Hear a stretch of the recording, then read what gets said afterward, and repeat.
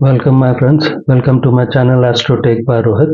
आज हम लोग नया टॉपिक शुरू कर रहे हैं जो मोर और लेस रिलेटेड करियर है। इस करियर सीरीज में हम शुरू जो कर रहे हैं वो गवर्नमेंट सर्विसेज से है। मेनली इसमें हम सारे सर्विसेज को जोड़ रहे हैं जो फर्स्ट क्लास ऑफिसर्स के होते हैं and to certain extent state services. जब हम गवर्नमेंट सर्विस लिखे हैं यहाँ पर, आप ये मान के चलिए इस पे हम लोग वो कुंडलियों को डील करेंगे, उनको देखना सीखेंगे जहाँ पर कैंडिडेट्स ने यूपीएससी क्लियर किया या स्टेट सर्विसेज क्लियर किया, डिपार्टमेंट कोई भी हो, चाहे रेवेन्यू हो, लेबर हो, प्रॉपर आईएएस हो या आईपीएस हो या डीएसपी रैंक हो या डेप्यूटी कलेक्टर हो या रेवेन्यू मैंने डेप्टी इनकम टैक्स कमिश्नर हो या labour department, revenue department, lands and records, different जो भी हैं, इनकम टैक्स डिपार्टमेंट, तो वो सारे डिपार्टमेंट को आप गवर्नमेंट सर्विस में ही मान लो। जो आदमी आईएएस या स्टेट लेवल क्रॉस कर रहा है, स्वाभाविक है वो कहीं ना कहीं सत्ता में, सरकार में, सिस्टम को चलाने के लिए ही उसका सिलेक्शन हुआ है। उसी प्रकरण में हम लोग कुंडली कैसे देखेंगे उस पे हम लोग वर्क करेंगे। अभी आपके सामने बोर्ड पे 4 पॉइंट है, ऐसे और भी पॉइंट है, बट स्लोली एक एक पॉइंट को डिस्क्राइब करके हम लोग आगे बढ़ते हैं। बेसिकली देखिए, अगर जो गवर्नमेंट ऑफिसर्स हैं वो सरकार के बहुत करीब रहते हैं, बेसिकली कहिए तो सरकार के नीतियों को एग्जीक्यूट करने के लिए ग्राउंड लेवल पे यही ऑफिसर्स हैं जो उसको प्रॉपरली एग्जीक्यूट करते हैं थ्रू डिफरेंट लेवल्स, है ना। तो ये तो तय बात है कि सरकार और पर्टिकुलर कैंडिडेट का संपर्क या रिलेशनशिप हो, तभी आप उस जगह पे या उस सरकार से नजदीकियां लेके सिस्टम में घुस सकते हैं। तो जो फर्स्ट पॉइंट मैंने लिखा है, सन और मून आर रॉयल प्लैनेट्स। हमारे कुंडलियों में आपको पता है कि जो 7 मेन ग्रह है राहु केतु को छोड़ के, उन सबका जो अगर आप बोले तो किंग सन को ही गिना जाता है। सन देवों में राजा है। मून को क्वीन गिना जाता है। मून 16 कलाओं को जानकारी रखने वाला शख्स है। सूर्य अपने में एक बहुत बड़ा रॉयल्टी है ना, तेज है। सूर्य सरकार का कारक है। मून भी सरकार का कारक है। मून, लेकिन मून में क्योंकि चूंकि दोनों सन एंड मून दोनों रॉयल्टी हैं, तो ये कहीं ना कहीं रिलेट सरकार या सरकार के कामकाज से रिलेट करते हैं। मून खासकर जो चौथे का कारक होता है, 4th हाउस, जो मास पब्लिक का कारक होता है, मून उसको भी डिनोट करता है। तो कहीं ना कहीं सरकार, कहीं ना कहीं जनरल पब्लिक को ये जो ऑफिसर्स होते हैं उनको वो डील करते हैं, और सरकार के पॉलिसीज जो राजा या ये लोग जो राजा या पॉलिटिकल पार्टीज जो पॉलिसीज बनाती हैं उसको एग्जीक्यूट करते हैं या उसको इंप्लीमेंट कैसे किया जाए उस पर ज्यादा वर्क करते हैं। तो सन एंड मून का इन्वॉल्वमेंट या तो आपके 10th house, 9th house, 8th house and लगन के साथ इन्वॉल्वमेंट हो, चाहे एक तरीका से हो या एक साथ हो। मैंने मान लीजिए हो या तो सन एंड मून एक साथ इन सबको इन्फ्लुएंस करे, 10th को करे, 9th को करे, 8th को करे, लगन को करे। जब हम 10th, 9th, 8th एंड लगन बोल रहे हैं तो इसमें हाउस एंड लॉर्ड्स दोनों शामिल हैं। तो इन वन और अदर वे का मतलब है या तो इनमें से कोई एक करे, या तो सन करे या तो मून करे या तो फिर दोनों करें। या तो सन करे तो 10th को करे या फिर 9th को करे या फिर 8th को करे या फिर लगन को करे या फिर एक साथ 2 या 3 को कर दे या सभी को कर दे। वही हाल चंद्र के साथ है। चंद्र या तो सिर्फ 10th को करे या फिर 9th को करे, और या फिर इनमें से कोई एक करे या फिर कई कर दे। तो सन एंड मून का संपर्क अगर आप देखो तो 10th 9 8 ये है क्या हाउसेस। 10th तो स्वाभाविक है, आप क्या काम करोगे, आपका कर्म क्षेत्र है। 9 आपका धर्म त्रिकोण का वन ऑफ द कॉर्नर्स है। लेकिन ये आपको अगर बोलो तो ये 9th और 10th का कॉम्बिनेशन आपको सरकार के करीब ले जाता है। जितना नहीं पंचम और दसम का संबंध हो, उससे ज्यादा पावरफुल 9 एंड 10 होता है, जो कि आपको पता है कि पंचम से ज्यादा पावरफुल 9th हाउस होता है। 8th और लगन का 10th से संबंध, लगन का सूर्य से संबंध, लगन का चंद्र से संबंध, या चंद्र लगन में ही मून बैठा हो, या सन से संबंध, ये डिनोट करता है कि आपका शरीर और आप सरकार के प्रति ज्यादा रुझान रखते हैं। हम सिर्फ करियर के संदर्भ में बोल रहे हैं, हम अदर एस्पेक्ट पे नहीं बोल रहे हैं। हम ये बोल रहे हैं कि लगन अगर सूर्य के संपर्क में या मून के संपर्क में आता है तो ये दिखाता है कि आप सरकार के प्रति या सरकार से या रॉयल पीपल से, चाहे वो सरकार हो या हायर अथॉरिटीज या ऐसे लोग जिनके पास पावर है, उनसे आप संबंध बनाने का आप में झुकाव है।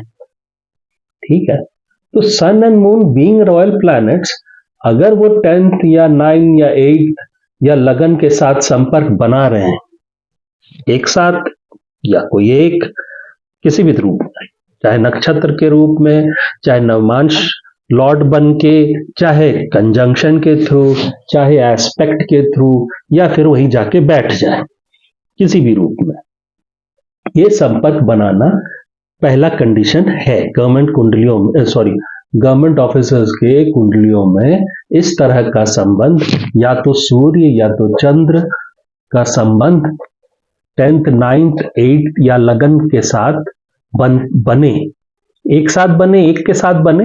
कैसे बने? आप नक्षत्र के थ्रू बना ले, नवमांश लॉर्ड बन के बना ले, D9 में बना ले, आपका वहां पर प्लेसमेंट के थ्रू बना ले, कंजंक्शन के थ्रू बना ले, या फिर एस्पेक्ट के थ्रू बना ले, या फिर डिग्री क्लोजनेस भी बना ले। मतलब जैसे कि मान लीजिए सन का डिग्री 3 डिग्री है और 10th लॉर्ड का भी डिग्री 3 डिग्री है, तो वो भी एक तरह से एक दूसरे से संपर्क बनाने का संकेत, या you can call that also that they will be influencing each other. ठीक है, तो सन एंड मून का फर्स्ट पॉइंट यही है, sun and moon being royal planet, they should have some link in kundli कि 10th 9 8 या लगन के साथ इनका किसी न किसी रूप से संबंध बना रहे। दूसरा पॉइंट, इनकी जो राशियां हैं सूर्य और चंद्र की, कैंसर मतलब कर्क राशि और सिंह राशि, जिसको इंग्लिश में कैंसर और लियो कहते हैं, इनका भी अगर संबंध इन सब घरों से हो या इन सब लॉर्डों से हो तो ये बहुत एड ऑन फीचर्स हो जाता है, मतलब और सपोर्ट मिल जाता है। यानी कहने का मतलब क्या, मान लीजिए 10वें स्थान पे कर्क राशि पड़ रहा है, या 10वें स्थान पे सिंह राशि पड़ रहा है, या 10th लॉर्ड जाके कर्क में बैठा है, या 9th लॉर्ड जाके सिंह राशि में बैठा है, इस तरह का संबंध कुछ बन रहा हो, जरूरी नहीं है कि बने। सेकंड वाला पॉइंट, लेकिन फर्स्ट वाला पॉइंट बहुत जरूरी है, क्योंकि जब तक संबंध बनेगा नहीं सरकार या हायर अथॉरिटीज से या उन लोगों से जो जिनके पास पावर है, जिनके पास रूल करने की अथॉरिटी है, उनसे अगर आप उनसे अगर आपका संपर्क नहीं बन रहा है कुंडली में, तब फिर आप उनके सिस्टम में नहीं घुस पाइएगा। ठीक है, हम अभी ये जो वीडियो है ये उस संदर्भ में है ऑफिसर्स ग्रेड का। ठीक है ना, तो मैं उन पोस्ट्स की बात नहीं कर रहा हूं जहां पर आप ये करें क्लास 3 ऑफिसर या क्लास 4, वहां पर हम बात नहीं कर रहे हैं, हम बकायदा क्लास 1 एंड क्लास 2 बात कर रहे हैं। ठीक है, तो पहला point, sun and moon are royal planet and they should have some relationship with 10th 9th 8th और लगन। रॉयल प्लैनेट्स के जो राशियां हैं कैंसर और लियो, इनका संबंध अगर बने ऊपर वाले घरों के साथ तो बहुत अच्छी बात है, लेकिन ये एक एड ऑन फीचर है, सपोर्टिव पॉइंट है, कंपल्सरी पॉइंट नहीं है। First point two certain extent it's a compulsory point. फिर थर्ड पॉइंट आता है, मैंने लिखा है इंपॉर्टेंस ऑफ 8th हाउस। हम इसको और भी बोलना चाहेंगे, आई विल नॉट से कि सिर्फ 8th house, importance of 6th, 8th and 12th are very important houses. जब आप ये 6 और 8 और 12 घर जो है ये बहुत इंपॉर्टेंट घर बनते हैं अगर आप 10th हाउस को देखो तो। 10th हाउस के लिए जिस तरह लगन के लिए आप इसको बोलेंगे 6, 8, 12 का संबंध आप क्यों 10th हाउस से बना रहे हैं, 6, 8, 12 तो खराब घर है। देखो मेरा मानना है कि कुंडली में कोई भी घर खराब नहीं है, हर घर की अपनी अच्छाइयां हैं, हर घर की अपनी बुराइयां हैं। हर एक हाउस हर घर से कुछ ना कुछ पोजीशन पे बैठा है। फॉर एग्जाम्पल अगर लगन से 6, 8, 12 देखिए तो वो लगन को परेशान करेगा, लेकिन अगर आप कर्म क्षेत्र को यानी 10th हाउस का 6, 8, 12 पकड़िए तो वो भी, जो कि अगर आप कुंडली का 6, 8, 12 10th हाउस का 6, 8, 12 पकड़ते हैं तो वो बन जाता है आपका 10th का 9th, 10th का 12th 9th बन जाता है। हालांकि वो 12th हाउस है, 10th का 12th हाउस है, लेकिन वो त्रिकोण घर पड़ जाता है। ठीक है। 10th का 6th हाउस कौन सा बन रहा है, 10th का 6th हाउस 3rd हाउस बन रहा है, ये यहां पर प्रॉब्लमेटिक एरिया है। ठीक है। उसी तरह 10th का 8th हाउस कौन बन रहा है, 8th हाउस 5th हाउस बन रहा है। तो अगर आप देखो तो 10th का जो 12 और 8 8th house and 12th house जो 10th का है वो दिखने में तो त्रिकोण का स्थान लग रहा है, लेकिन कहीं ना कहीं ये अपने समय में जब इनका दशा चलेगा तो ये आपको अच्छे रिजल्ट देंगे 10th के, but you have to be slightly careful regarding your own working during those times. उस समय बहुत जरूरी होता है कि आप थोड़ा सा केयरफुल चलें, क्योंकि at the end of the day वो 10th का 6 और 8th एंड 12th हाउस है, लेकिन चूंकि वो त्रिकोण हाउसेस है लगन का, आप सेल्फ वो घर उस हद तक खराब, वो दोनों घर उस हद तक 10th को खराब नहीं करेंगे। ठीक है। उसी तरह उसी इंपॉर्टेंस को अगर हम लोग आगे एक्सटेंड करें कि भाई साहब 6th हाउस से क्या संबंध बनता है 10th का, तो 10th अगर लगन का जो छठा घर है वो 10th का 9th हाउस है। अगर आप ध्यान दीजिए तो लगन का जो 6th हाउस है वो 10th का 9th हाउस है। इस तरह से भी समझा जा सकता है, ये आपका कुंडली अगर है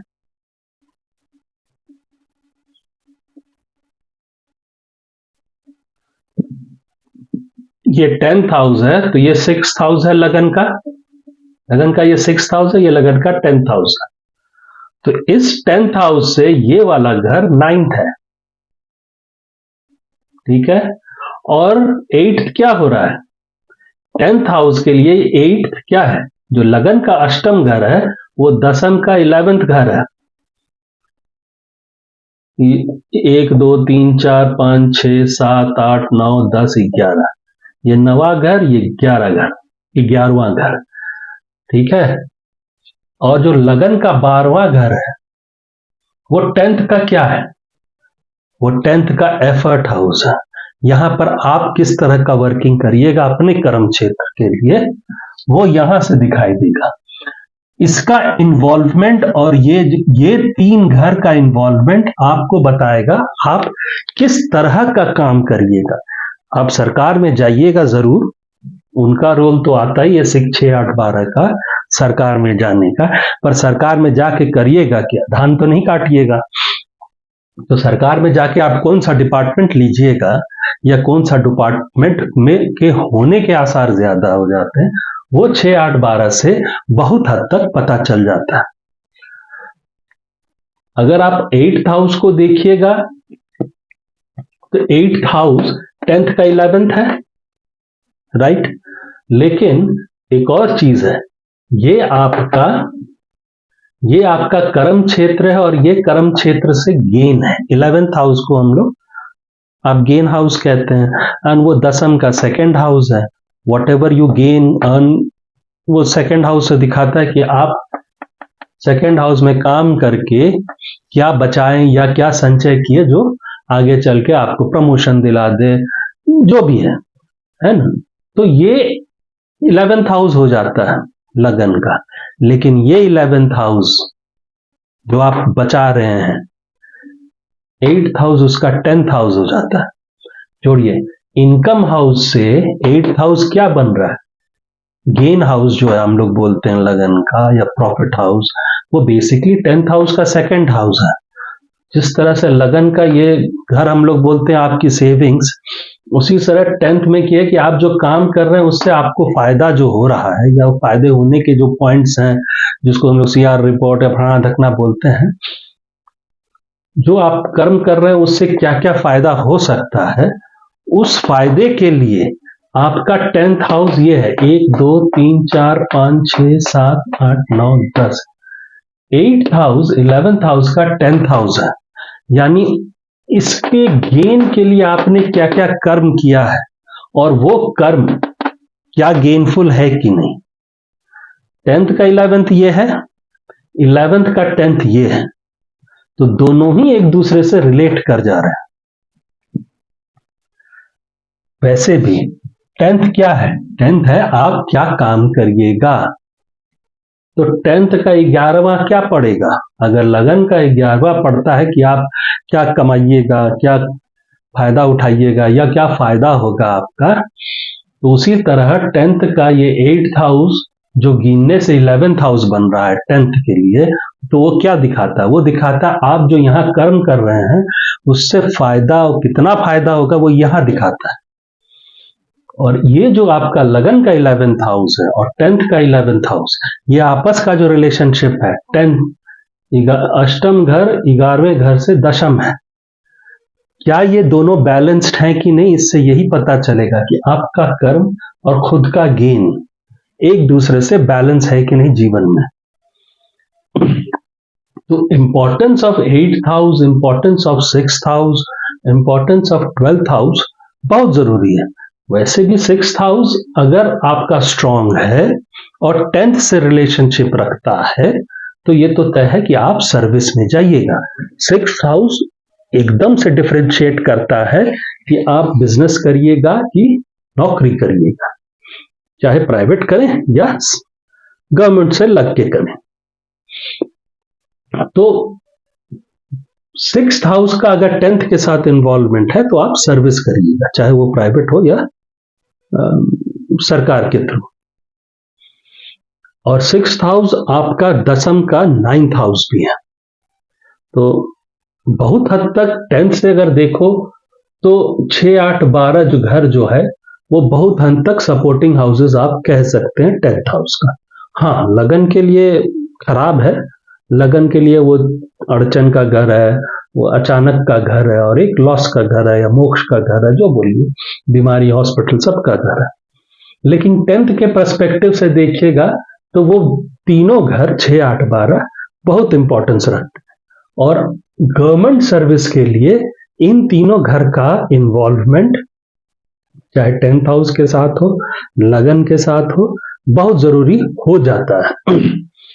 हाँ, इन सब में लगन का स्ट्रांग होना जरूरी है ही, ऑब्वियस है।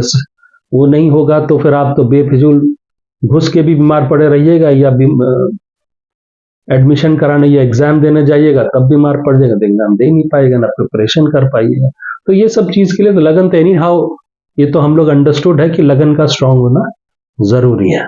उसी तरह 6 8 12 अगर कोई रिलेशनशिप बना रहे हैं 10th से, स्पेशली अगर 6th बना रहे हैं, हम लोग जनरली आप भी जानते हैं 6th हाउस से हम लोग सर्विस देखते हैं, क्या यह आदमी नौकरी कर पाएगा कि नहीं, और क्या 6th का रिलेशनशिप 10th से है या 10th लॉर्ड से है, किसी भी लॉर्ड से, मैंने हाउस से हो या लॉर्ड से हो। तो 6 8 और 12 10th हाउस से देखिए तो ये बहुत हद तक सपोर्टिंग हाउस है, और आपका बहुत हद तक ये भी दिखाता है कि आप किस तरह का काम करिएगा जब सरकार से जुड़िएगा। ठीक है, तो रिलेशनशिप अब इसी तरह से ये 4 पॉइंट है। जिस तरह एक सन और मून का इन्वॉल्वमेंट, दोनों रॉयल प्लैनेट्स हैं, इनका हमारे कार्य क्षेत्र में इन्वॉल्वमेंट हो, 10th में हो, 9th में हो, 8th से हो, लगन से हो, तो या किसी एक के थ्रू हो, है ना, तो वो बहुत हद तक जरूरी पड़ जाता है हॉरोस्कोप में। ये अटैचमेंट, अगर ये रिलेशनशिप नहीं है तो आप सरकार के करीब नहीं जा पाइएगा, है ना। हो सके आप प्राइवेट कर लें, है ना, पर आप सरकार की तरफ नहीं जा पाइएगा। सरकार, आज की डेट पे सरकार उनको कहते हैं जो पहले जमाने में राजा महाराजा कहते थे, आप कोर्टियर बनिएगा, कोर्ट में काम करिएगा राजा के, है ना, दरबार में रहिएगा, तो कुछ भी काम करें। तो सन एंड मून का रिलेशनशिप जरूरी है। सेकंड पॉइंट है कि कर्क राशि और सिंह राशि, इनका रिलेशनशिप अगर 10th हाउस से हो, 9th हाउस से हो, 8th से हो या लगन से हो, तो एक एडेड एडवांटेज पॉइंट बनता है। क्या सेकंड वाला पॉइंट कंपलसरी पॉइंट है? नहीं, ये कंपलसरी नहीं है, ये एक सपोर्टिव पॉइंट है तो एक आपके लिए एक प्लस पॉइंट है। क्या फर्स्ट और सेकंड में कोई एक हो? नहीं, वो जरूर, ये थोड़ा सा गलत निर्णय हो जाए। फर्स्ट इज मैंडेटरी, ठीक है, सेकंड इज ऑप्शनल, इस तरह से आप चलिए। थर्ड पॉइंट है इंपॉर्टेंस ऑफ 8th हाउस, ही मैंने लिखा है, पर आप, हालांकि मैंने बताया आपको कि 6, 8, 12 तीनों को लीजिए, ये तीनों बहुत इफेक्टिव पॉइंट्स हैं। हालांकि इंपॉर्टेंस ऑफ 8th हाउस ज्यादा हम बोलते हैं, हम ज्यादा दिखाएंगे भी कि 8th का इन्वॉल्वमेंट बहुत है। अगर 10th लॉर्ड 8th में चला जाए या 10th लॉर्ड 8th में आ जाए, तो आप क्या बोलिएगा कि भाई काम रद्दी क्वालिटी का पकड़ेगा? ये नहीं, कई जगहों पे देखा गया है कि 10th Lord going in 8th, मतलब क्या हुआ, आप ये भी तो कह सकते हैं कि दसम का 11वें घर पे गया है, दसम का गेन हाउस में गया है। कई कुंडलियों में देखा गया है कि ये जो रिलेशनशिप बनता है, हेड ऑफ द डिपार्टमेंट पहुंचा देता है, या बड़ी बड़ी कंपनियों में, प्राइवेट कंपनियों में आप टॉप लेवल पे एग्जीक्यूटिव्स में गिने जाते हैं, या अगर गवर्नमेंट सर्विसेज जोड़ा जाए तो आप सेक्रेटरी लेवल तक पहुंच सकते हैं, चीफ सेक्रेटरी या सेक्रेटरी लेवल तक जा सकते हैं, या सेंट्रल डेप्यूटेशन पे जा सकते हैं। ये घर भले खराब है लगन से, पर 10वें के लिए बहुत तगड़ा घर है, ठीक है। तो इंपॉर्टेंस क्या है कि रिलेशनशिप 10वें घर के साथ हो, तो कैसे, किस तरह, कैसे बनाए कोई रिलेशनशिप। 8 का 10th को देख लेना, पर प्लेसमेंट के थ्रू हो, एस्पेक्ट के थ्रू हो, कंजंक्शन के थ्रू हो, इवन नक्षत्रा के थ्रू हो, या फिर नवमांश में रिलेशनशिप हो, ठीक है। तो D9 से भी रिलेशनशिप आप देख सकते हैं। जब हम रिलेशनशिप की बात करते हैं तो इसका मतलब ये नहीं कि आप सिर्फ प्लेसमेंट, एस्पेक्ट और कंजंक्शन ही चेक करिए, उसके बियॉन्ड जाना ही नहीं, आप रिलेशनशिप ढूंढिए। कुंडली छोटा सा थोड़ी है कि PSC करके निकल गए, कुंडली में कई चीजें हैं, तो आप नक्षत्र के थ्रू देखिए। कई ऐसा भी हो सकता है कि प्लेसमेंट ना प्लेसमेंट हो, ना एस्पेक्ट हो, ना कंजंक्शन हो, लेकिन फिर भी आदमी गवर्नमेंट ऑफिसर्स है, तो कैसे रिलेशन, इसका मतलब कहीं ना कहीं रिलेशनशिप है। तो रिलेशनशिप किधर हो सकता है? नवमांश के थ्रू हो सकता है, D9 के थ्रू हो सकता है, या नक्षत्र के थ्रू हो सकता है। तो इन दोनों पॉइंट को नहीं भूलना। तो किसी रूप में रिलेशनशिप आपको फाइंड आउट करना है। क्या रिलेशनशिप, हाँ, एकदम से सामने में रिलेशनशिप आ जाए, जैसे प्लेसमेंट के थ्रू हो जाए, एकदम डायरेक्ट में हो, कंजंक्शन में हो, तो ये एक एडेड स्ट्रेंथ बढ़ा देता है, ठीक है। तो ये 4 पॉइंट मेन है। उसके बाद अभी हम लोग और 4 पॉइंट पढ़ेंगे, और फिर इसको एक बार रिकॉल करके चार्ट प्रैक्टिस में करेंगे। करियर में हम आपको सारे डिपार्टमेंट्स का करेंगे जितने UPSC कंडक्ट कराती है, इवन स्टेट लेवल ऑफिसर्स के आल्सो। तो UPSC में बहुत सारे एग्जाम्स होते हैं, सिविल सर्विसेज होता है, जियो साइंटिस्ट वाले होते हैं, इंजीनियरिंग सर्विसेज होते हैं, मेडिकल सर्विसेज होते हैं, और भी डिपार्टमेंट्स हैं, है ना। तो हम इसलिए क्लबिंग करके दे रहे हैं। बाइफरकेशन वो 6, 8, 12 बता देगा, 6, 8, 12 आपको बहुत हद तक ये बता देगा आप करिएगा क्या।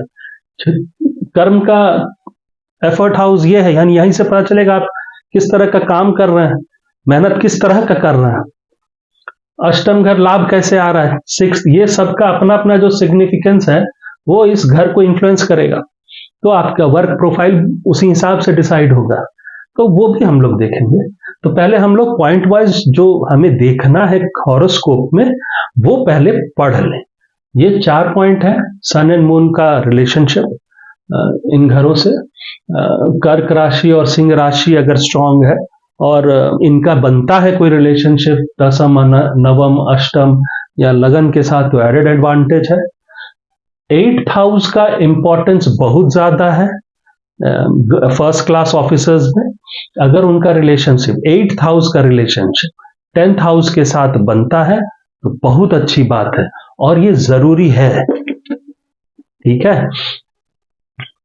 6 और 12 का जरूर 6th हाउस का इंपॉर्टेंस इसलिए है, अगर 6th आपका स्ट्रांग है तो आप सर्विस में जाएंगे, ये तो हम लोग बोलते हैं, और वो अगर उसका दसम के साथ रिलेशनशिप है तो आप सर्विस ही करिएगा। 6th का स्ट्रांग होना जरूरी इसलिए है कंपटीशन पार करने के लिए, ये कंपटीशन का घर ये है। तो 6th अगर स्ट्रांग होगा तो आप वेरी कंपिटिटिव पर्सन होंगे और कंपटीशन क्लियर करने के लिए जरूरी है कि ये घर को स्ट्रांग होना है, ठीक है। 12वां घर 10th का थर्ड है, ठीक है ना आपका। हालांकि लगन का वो लॉस हाउस है, लेकिन क्योंकि ये दसम का तीसरा घर है, ये भी बहुत मायने रखता है आपका वर्क प्रोफाइल दिखाने के लिए। तो इस हिसाब से ये 4 पॉइंट हुए। अब आगे चलते हैं और क्या क्या पॉइंट्स हैं जिसको आप बस याद रखिए, प्रैक्टिस में अगर उसको इस्तेमाल करिएगा आपको फटाफट नजर आए। चलिए